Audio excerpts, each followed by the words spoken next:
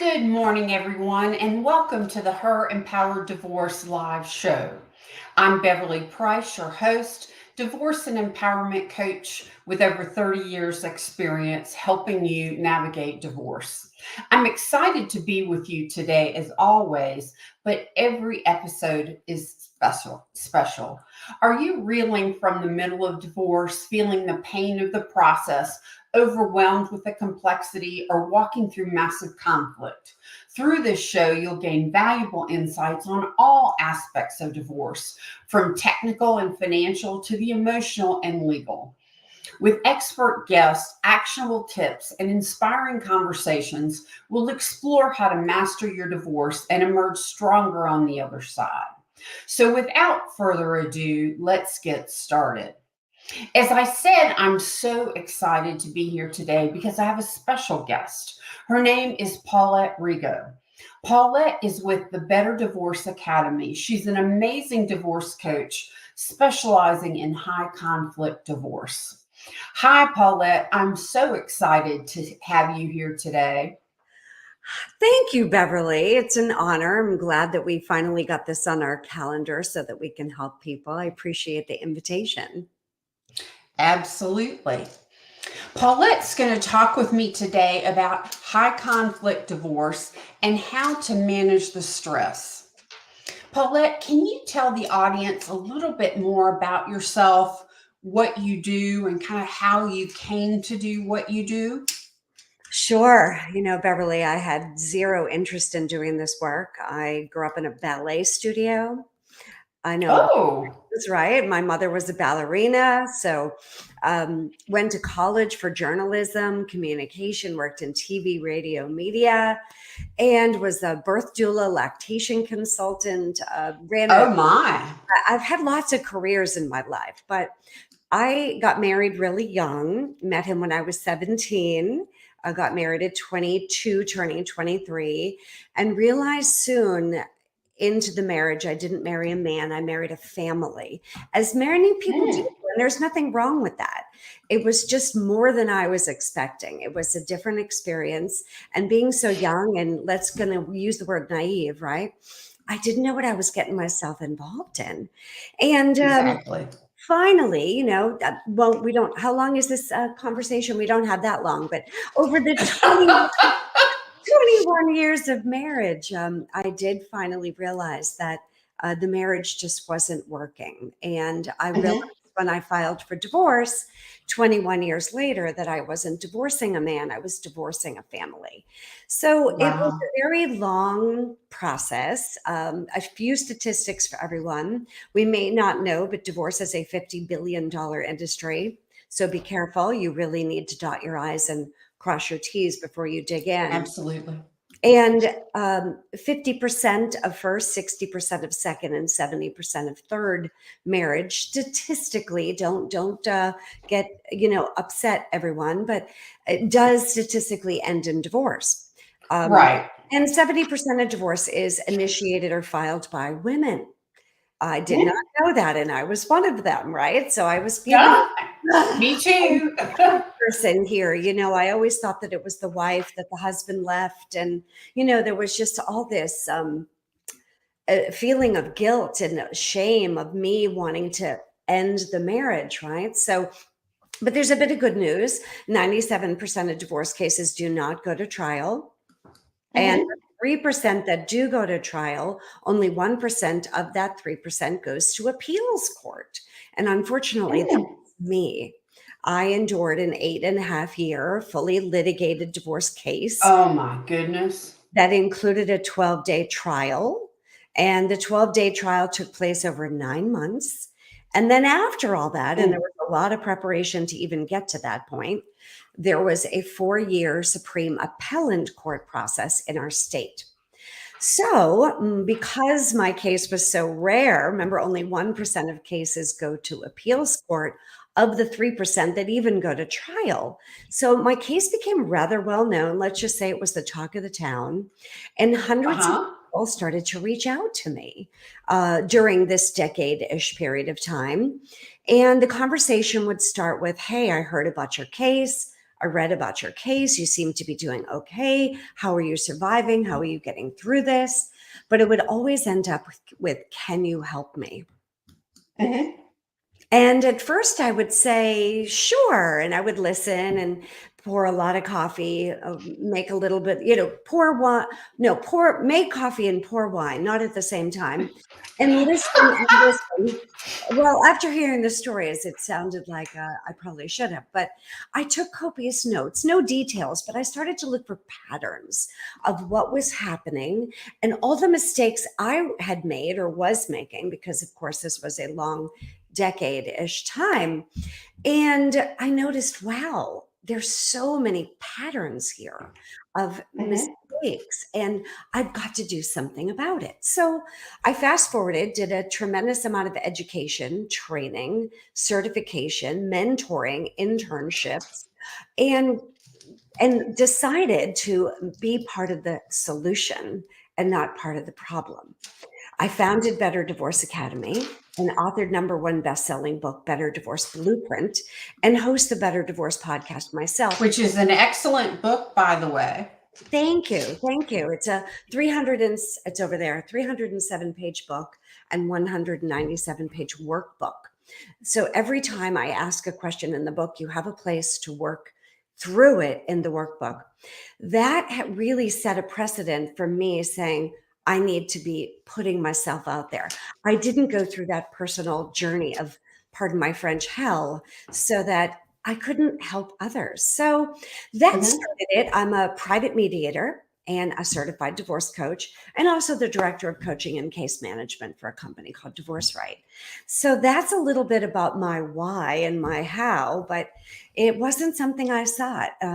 This career sought me. That's amazing. I find so many similarities between your story and mine. Mhm. When I got divorced, there wasn't any such thing as a divorce coach and Mhm. divorce support. So I had to go through it all alone Yeah. and had to kind of discover and stumble through what were the solutions and the paths to growth. So I'm right there feeling with you. Yeah, that happened to me too. I remember saying to my attorney, whose name is Martin Kane, but if you're from Boston, it's Matty. And he's 6'5" and triple eagle, Boston College, high school, college in Boston, BC Law School. And I said to him, hey, like, how come I didn't have one of these divorce coaches? Like, he said, Mhm. he's like, I don't know. There weren't any really. I mean, this was a good 15, 16 years ago, right? Right. 2005, 6, 7, 8, it all kind of came to a head. And there really wasn't anything, Beverly, right? It was, I guess we're pioneers and going through it ourselves and then realizing, wow, this is a big problem. Absolutely, absolutely. Well, I'm intrigued by something you said when you talked about observing the patterns. Mm. Can you share a few of the patterns of mistakes that you saw in your research? Yes. First thing is a spouse trying to fix their partner. Mm, Trying to understand their behavior is one thing. Kudos to you. Who doesn't want to understand human psychology and mental health and just what do we say? How people tick, right? What makes right. them, their demeanor, their DNA. We use the terms introvert, extrovert, and of course, Ewing Myers-Briggs and all those personality things. We've got Kobe, and I don't know how many personality diagnostic tests there are, but there's a lot of them. But putting that aside, that's not what I'm talking about. Understanding people is, normal. Welcome to being human. Mhm. Really trying to fix, change, alter, and force their spouse to awaken to how they tick and trying to change them. It's very it's exhausting, first of all, because it's a dead end road. It's a cycle, and it's hard to get off that hamster wheel of looking at the behavior, understanding what it is they're doing, why they're doing it, or not really knowing why they're doing it, but then going the deeper level of saying, but I can change them. I can fix them. Well, first of all, they're typically not broken. That's just who they are. You know, we are who we are, and marriage can be Right. a really good fit, right? Or it could not be a good fit. And sometimes opposites do attract. Don't get me wrong, but there's something that's going to bite you in the behind immediately as soon as you start to take ownership of not only the role that you've played in the demise of your relationship, and but also the demise of the role they've played, and trying to hold them accountable to it, have them admit to it, acknowledge it, accept it, hold it as a container. It's just not going to happen, and it's going to be Right. very, very painful. So that would be the Absolutely. first thing that I noticed. I did that myself, you know, like, if only you'd do that, if only you'd say it Mhm. this way, if only that way.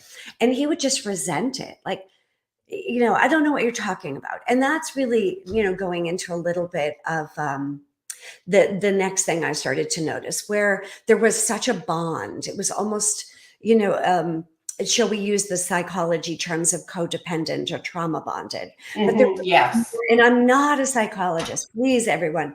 That is not my expertise. Some say I should have been, and perhaps could have. Many will say, you just saved me years in therapy and hundreds of thousands of dollars in therapy Yes. in 5 minutes. This is what they're doing. They go, I did what? Really? So there's that immediate sense of trying to fix them, trying to change them. You can't. It's getting to a place of acceptance, acceptance, acceptance.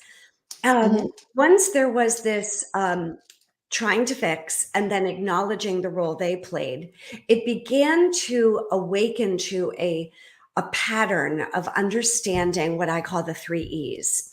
And this really helps when anyone going through divorce, male, female, anyone who realizes that there's a pattern of behavior. And, you know, you could take all of those gaslighting and all of the terms, I think there's like 40 of them out there, of typical tactics or habits or behaviors that people will exhibit when they are high conflict people. They're just difficult. I like to use the word difficult. Right. They're just difficult. They're a pain in the tail. Not always, right? We can all be a pain in Right. the tail, right? I mean, we're human, and that's fine. But that's not what I'm talking about. When you're really going through divorce, or even the decision to divorce, you have to understand that divorce is a process. And if you're filing divorce, you now have somebody that's labeled plaintiff. You have somebody that's now labeled defendant, and you're embroiled in a lawsuit, whether you realize it or not. You are suing Mhm. your partner. You are filing a case against them and suing them. And divorce is something that has rules, and high conflict people don't like rules. So as soon as you give them rules, they start to resent that. So I like to call this the 3 E's that they always consistently display. And this is a nice way for you to just take all that data and put it on a little index card. Number one is they have a lack of empathy. They don't give a flying you know what about anything or anyone other than what they want. It's just it doesn't exist, and you cannot change that. You cannot create it. You cannot teach them to care.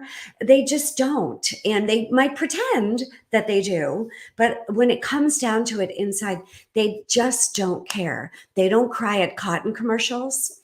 That's my joke, but they just don't have that in them, right? So, number one, stop trying. Number two Mhm. is entitlement. They feel entitled to, Yes. well, you, the children, the house, the money, the image, you name it. Uh, they just feel entitled to anything and everything that they feel that they have earned. And their divorce is an embarrassment. It feels like a Mhm. label, like a failure, that they've been abandoned. And there's so much Exactly. shame and guilt and all that. And some of And I that. think it also results in this need to punish. Mhm. Yes, and that Mhm. gets you into the victim target cycle too. Yes.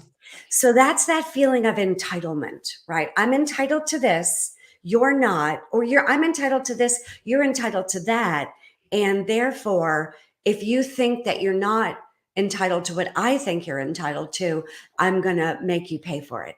There will be hell to pay, right? Don't forget my 8.5 years. So I understand that feeling of entitlement.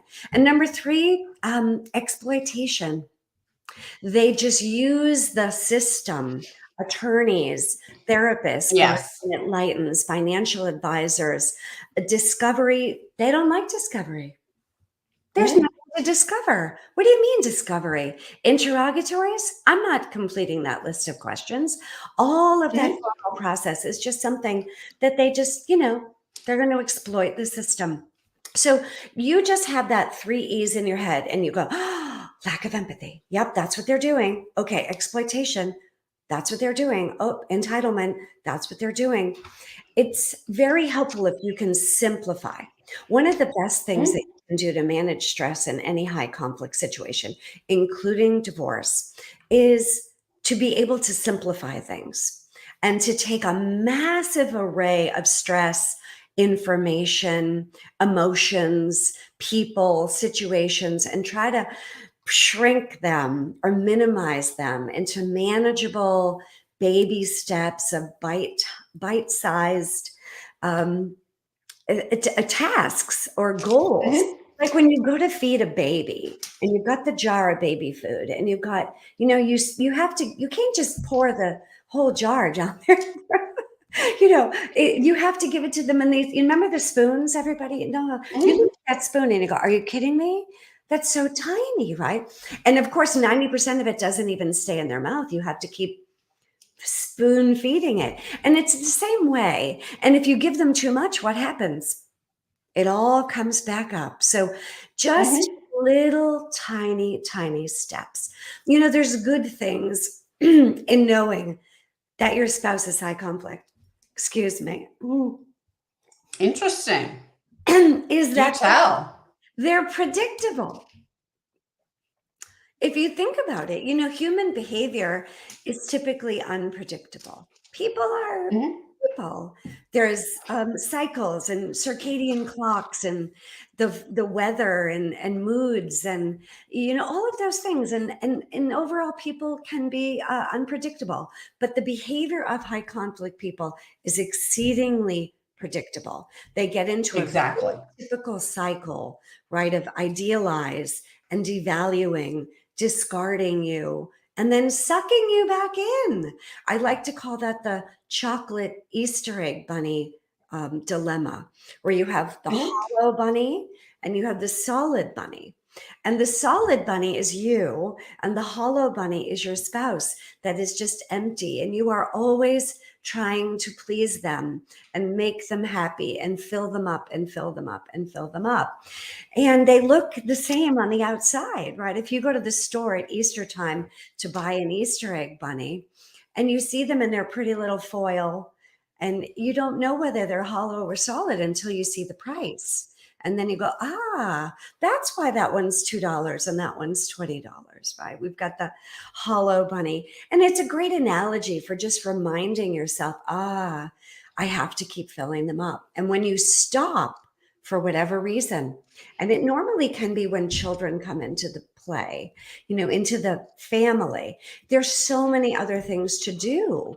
They start to feel ignored, and they get angry, and it starts to make you crazy. So, yeah, I think one of the techniques I've used with my clients, because as you said, that high conflict personality is so predictable, is I see a lot of what I would call legal abuse, filing motion after motion after motion. And I had a client whose spouse, high conflict spouse, loved to submit motions that she would get a copy at the end of the day on Fridays when her attorney had already left and she couldn't ask the attorney any questions. Yes. He continued to desire to inflict pain. So one of the things I did was talk to her about, let's start to view this high conflict divorce as a game. We know he's going to do something. That's the predictable part.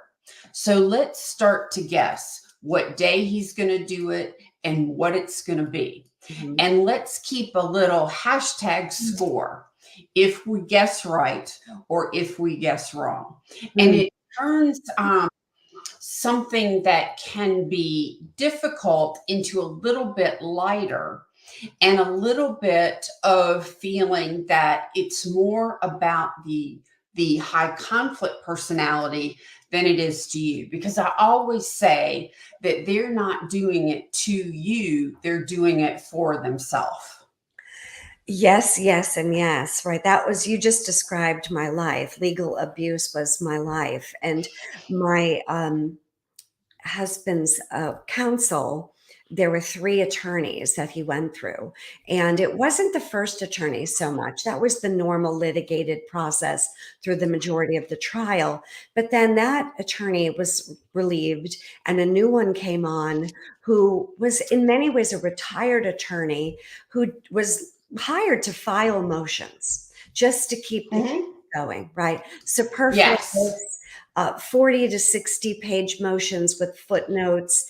And then they would be submitted to the court, and it would tie up the court's fax machines for days. They were actually scolded for it and required not to file any more motions, but they still did it.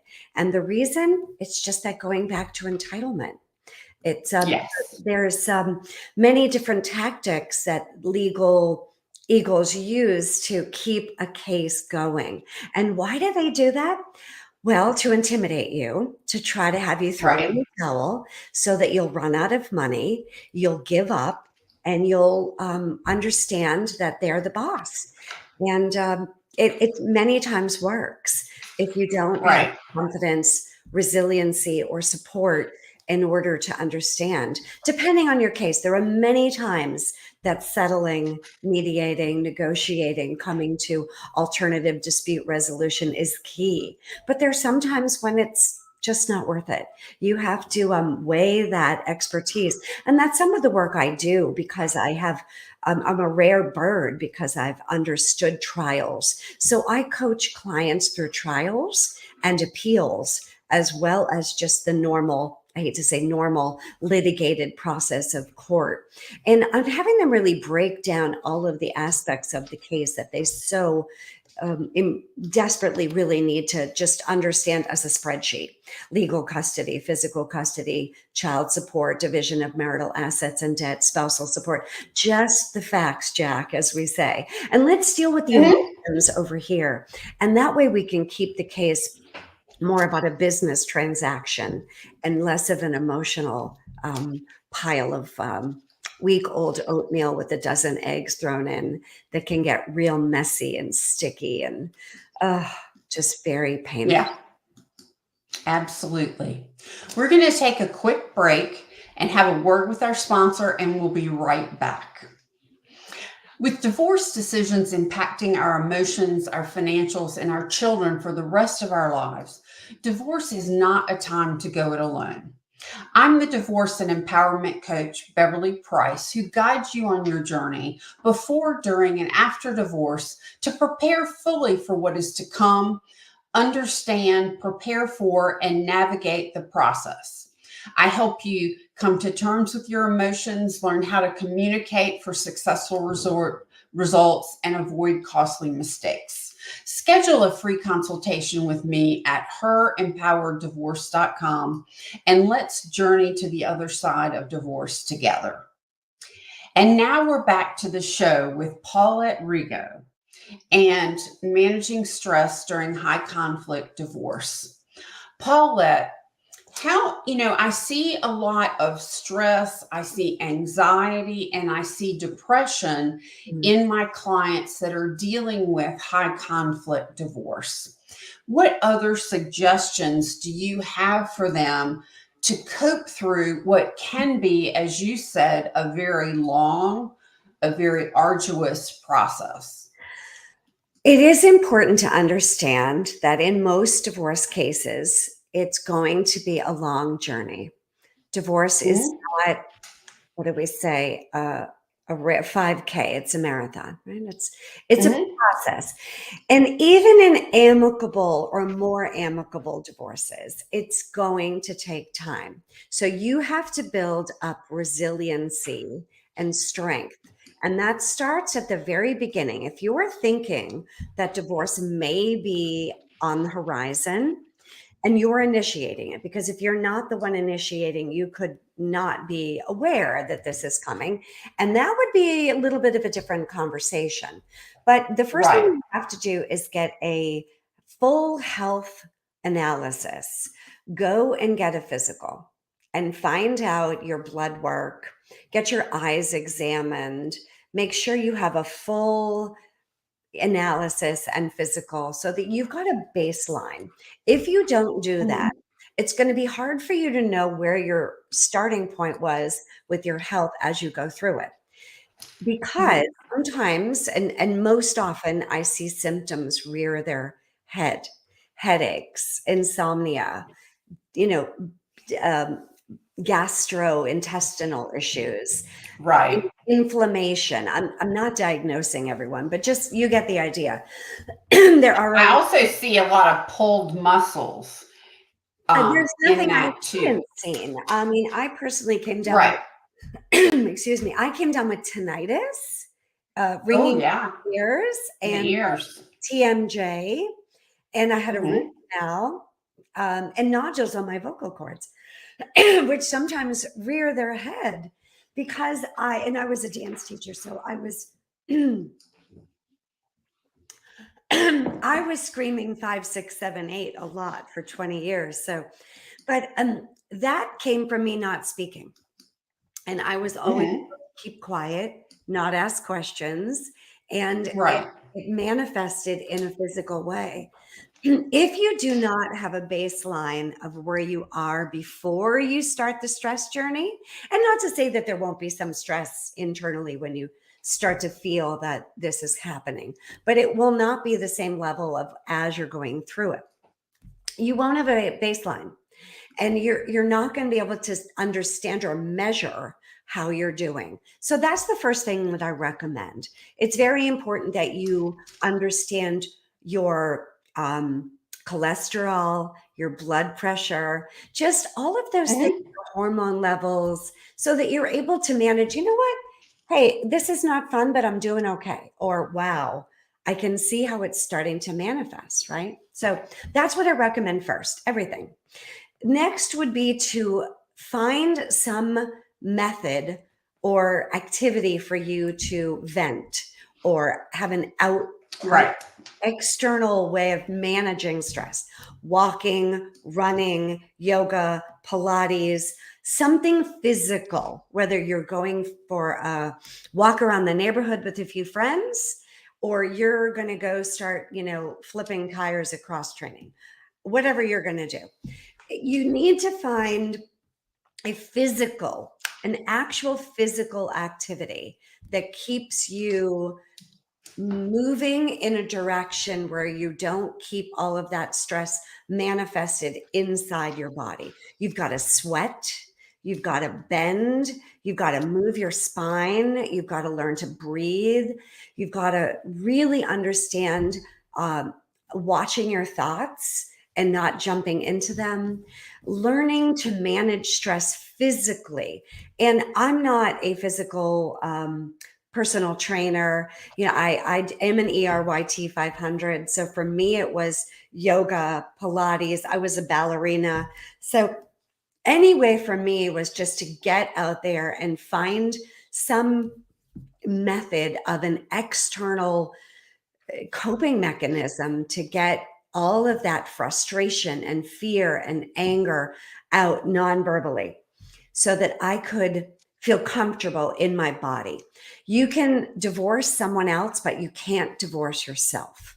You're Exactly. stuck with yourself. And that's a good thing. Don't, but it's true, right? So you have got it. You're taking yourself along for the journey, everybody. So, there are other people in your life, whether that be friends, neighbors, peers, colleagues, family. You have the right to keep those people in your life that you want to hold on to and create boundaries and not take some of them along for the journey. That is your right. Exactly. Birthright. But you got to take yourself along, right? So you have to find a way. So maybe think back to something that you enjoyed in your teens or college or when you were first married that you enjoyed. If you don't presently have a physical practice of getting out some aggression, if you do, amp it up. Get back into a routine. That's very key. Now, for some people, the mind is more of an FO than the body, right? Some people gain 20 pounds, some people lose 20 pounds. Some people, eating, sleeping is not the process, but it's the mind that is their worst enemy. So for that, I recommend journaling, although some people hate it, but it's really important whether you have, the paper version or you have a digital version. And there are many that are double password protected. I like Penzu, Penzu. I don't even think I think it's free. Maybe the double passwords, but it's like $10. That way if privacy is a problem for you and you're still cohabitating and you can't just leave this on the coffee table, right? Exactly. Right? You're going to need to have a digital version of something that's double password protected. So, but you have somewhere to get out the thoughts, right? So they're not ruminating and stuck in your belly and in your heart and your soul. Have somewhere to get them out. Next is a tribe, a support system that you trust.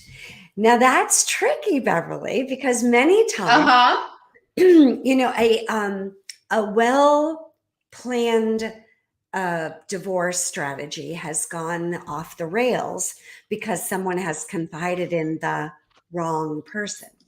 And how the heck do you know who's the right person and who's the wrong person? Yeah, that's a little tricky. And we started the conversation earlier that 70% of divorce is initiated by women, and 2 years is the average amount of time women contemplate divorce. So hence thinking, Googling at 2 a.m, journaling, keeping those thoughts to yourself can be overwhelming, and you don't have a place to categorize them, organize them, and structure them in such a way that it's a productive brain dump and not a ruminating, catastrophizing nightmare. So if you don't have someone, this is where therapy, coaching, licensed clinical social workers, whatever the acronym is after their name, doesn't concern me. But if there isn't a chemistry there, don't give up on coaching, counseling, therapy. Find another one. There is someone out there for everyone. It's important that you find the right match. Now, divorce coaching is a unique skill. And I have to say, there are divorce coaches that specialize in co-parenting. There are divorce coaches that specialize in every aspect of divorce. So make sure that you really find the right one for you.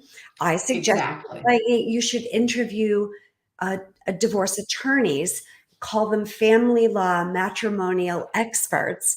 Do not work with an attorney that is real estate, bankruptcy, DUI. Nope, wrong attorney. So find the right professional that's going to serve the right the whole, right? You're going to have to fill that. And I think a couple points in that are, one, look for a divorce attorney that has handled cases like yours. If it's a high conflict case, get someone that has experience with high conflict. Don't necessarily just go to the attorney your friend used. Every divorce is different. And so you may need something different, and you really need to connect with that attorney, trust that attorney, and feel confident that they're in your best interest. And you need to know that they've had both the personal and professional experience to manage your situation, that they're there to help guide, educate, support you, and help you moving forward, getting out of your story. We talked a little bit earlier about that they're predictable, and there are a few things not to do. And this will help you stop the ruminating and the fixing. So, number one is do not try to give your partner insight into themselves. No diagnosis, no analysis, no fixing. But that doesn't mean that you can't note patterns. So, in your journal or wherever the heck you're writing stuff down, or with your coach, you're going to make note of patterns. And I like to call it a historical timeline. So, a historical marriage from the day you met to today. What are all the patterns? What are the events that have happened? And my clients and I, we do an actual diagram. It's on a computer program I use. So on the top, we write the event, and on the bottom, we write and we document how you can approve that event happened, right? So it could be a text message, it could be an email, it could be a phone call, it could be another person was in the room. It's all on paper. I mean, you're not, bringing those people in, but you're just documenting the patterns. This way, you can take those thoughts, those memories, and create a document that is actually admissible in court. So you're using your fears, all of your emotions and your experiences positively instead of just laying there staring at the ceiling, obsessing about all the things they've done or you said or you shouldn't have said or you wish you hadn't done or they did. And trust me, I lived it. So the patterns are key. Two is don't open up your emotions any more than need be. It's a little Yes. picking a scab. It's never going to heal. Put a Band-Aid on it if you have to. So, and you never want to ask them, hey, how are you feeling? Because you just opened a can of worms. First of all, they don't really care about any of that. And Right. they also do not go through the normal 5 stages of grieving that most people do. They don't have the capacity to go through those stages of grieving. I don't know that we have time to go through that, but most people go through the stages of grieving, but high conflict people don't. Maybe they touch on them from here and there, but it isn't a normal, I hate the word normal, but average, predictable pattern, if you know what I'm saying. So Right. important not to pick the scab if you're remembering that. Also, we talked a little bit about, but getting stuck in the past. Like Oh, good one. year, 6 years ago, do you remember when we went to that Christmas party and you told me that I looked fat? Or, I'm just making stuff up. Whatever that past is, it can't change. You can't fix it. It's happened. That's okay. You can process it. You can write it. You can notice the patterns. Use it to your advantage. Instead of seeing it as something that happened to you, it happened for you. And the 4 is to notice the pattern. Now, number 4 is to never tell them that they're a blank, right? Whatever the word. Absolutely. You're a blank. No, and you never say that to a judge either. Exactly. We cannot know where the judge or your attorneys are coming from. And you do need to have an attorney that is free speaking. So if you drop a word that perhaps would not be something you'd want to use in court, they're not going to hold you like, oh, you're a bad person for saying that. That's a sacred container, just like we have when you work with a therapist and a coach and an expert. But the attorney should also be empathetic. I also find that high conflict people hire high conflict attorneys. Yes. So be very careful with that.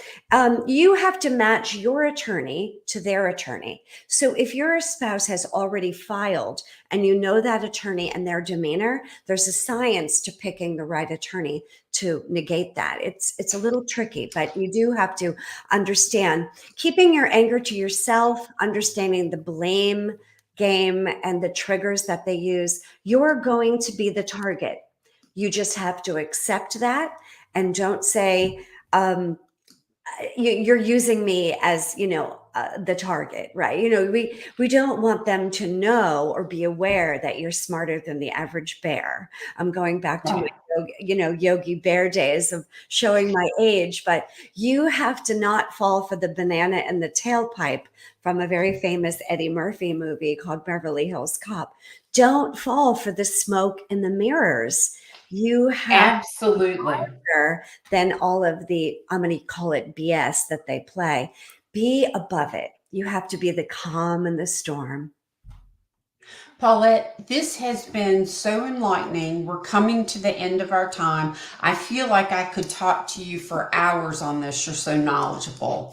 But I don't want to leave without having you share with our listeners how they can find you and learn more. It's easy. A betterdivorceacademy.com is where you'll find me. There is a ton of free resources, ebooks, downloadables. I think there's something like 100 videos. My podcast episodes over 5 years. I have a blog with hundreds of posts. It's one of the top 100 divorce blogs. I didn't even know there was a top 100 till they said. There are quizzes and you name it. There is so much on there. I offer 3 levels of mediation and 6 levels of coaching services. So there's something for everyone, whether you at the very, very early stages of thinking, can my marriage be fixed? All the way to, should I change my name? High conflict is my jam.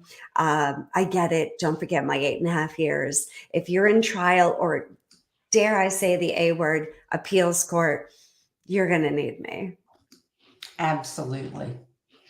And thank you so much for being with us today. Your contribution is so incredible. I've really enjoyed this. Thank you. I appreciate the invitation. And all of Paulette's information will be available in the show notes. You can watch this episode and others at the WGSN YouTube channel, Her Empowered Divorce.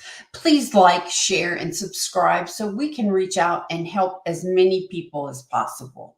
And to my audience, thank you so much for being with us today on this episode of Her Empowered Divorce.live.